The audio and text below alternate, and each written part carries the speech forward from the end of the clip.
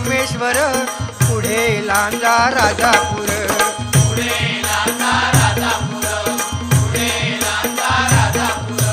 दापोली खेड गुहागर, रत्नागिरी जिल्ह्यावर.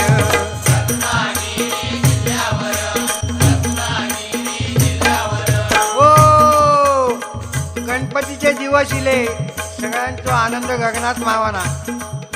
जो तो आपल्यापर्यंत देवाची कशी सेवा करू जावा.